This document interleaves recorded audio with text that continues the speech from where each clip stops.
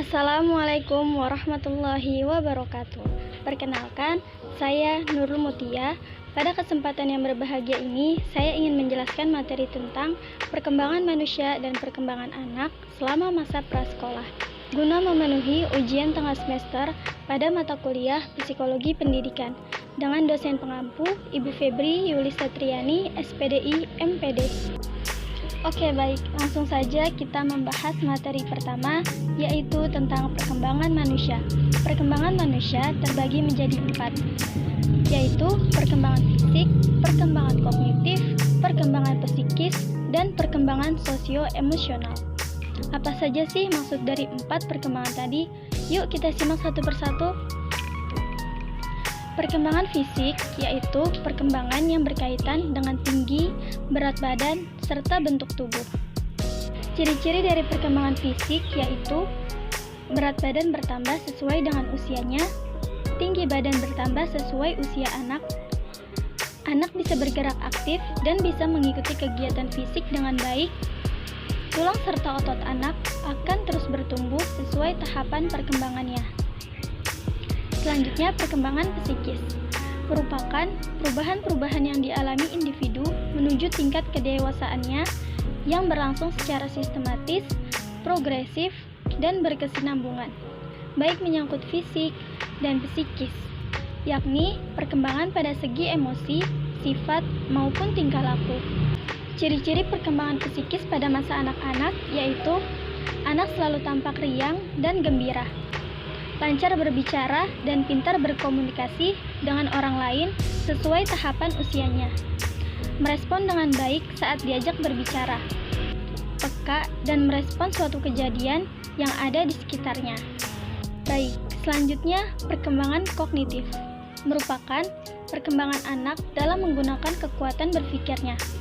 Dalam perkembangan kognitif, otak anak mulai mengembangkan kemampuan untuk berpikir, belajar, dan mengingat.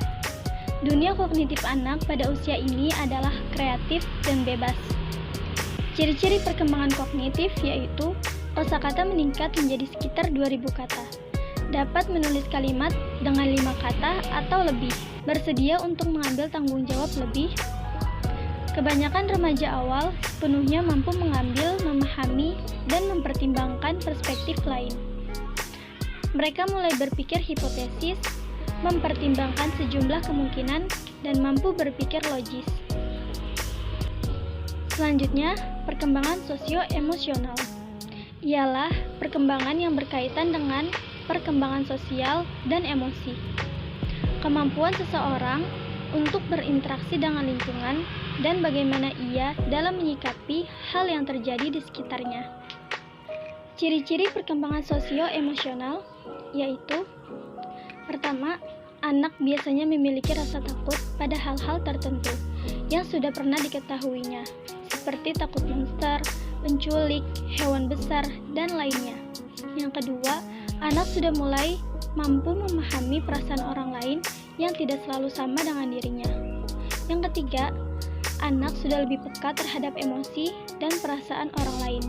Ia bisa dikatakan sudah memiliki empati. Selanjutnya yang terakhir, anak memiliki emosi yang bisa berubah-ubah dengan cepat. Ia kerap marah, menangis, bahkan bisa bersikap kasar saking merasa kesalnya.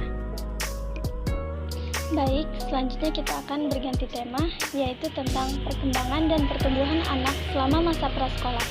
Sebelumnya, saya akan menjelaskan terlebih dahulu apa itu perkembangan.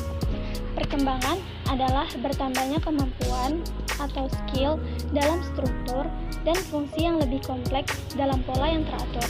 Sedangkan pertumbuhan berkaitan dengan masalah perubahan besar, jumlah, ukuran, atau dimensi tingkat sel organ maupun individu yang bisa diukur dengan ukuran berat seperti gram, kilogram, ukuran panjang seperti sentimeter, meter, dan ukuran tulang. Anak usia prasekolah adalah anak yang berusia antara 3 sampai 6 tahun. Ciri emosional anak prasekolah yaitu cenderung mengekspresikan emosinya dengan bebas dan terbuka. Ciri kognitif anak prasekolah ialah terampil dalam bahasa. Sebagian besar mereka senang berbicara, khususnya dalam kelompok sebayanya. Selanjutnya kita akan membahas tentang kebutuhan tumbuh kembang periode usia prasekolah. Yang pertama ada kebutuhan fisis biomedis atau yang sering kita dengar ASUS. Meliputi pangan, yaitu kebutuhan gizi, perawatan kesehatan dasar seperti pemberian ASI, imunisasi, penimbangan teratur dan periodik, sandang, papan, kebersihan badan dan lingkungan, pengobatan, olahraga, bermain, kesegaran jasmani, serta rekreasi. Yang kedua, kebutuhan emosi atau kasih sayang, atau sering kita dengar ASI. Memberikan rasa aman dan nyaman, dilindungi, diperhatikan minat, keinginan, dan pendapatnya, diberi contoh, bukan memaksanya, dibantu, dan dihargai. Selanjutnya, yang ketiga, kebutuhan stimulasi atau asah. Anak perlu distimulasi sejak dini untuk mengembangkan sedini mungkin kemampuan sensorik, motorik, emosi sosial, bicara, kognitif, kemandirian, kreativitas, kepemimpinan, moral, dan spiritual anak. Yang keempat, kebutuhan nutrisi. Menyediakan berbagai jenis makanan pokok, protein, sayur, dan buah.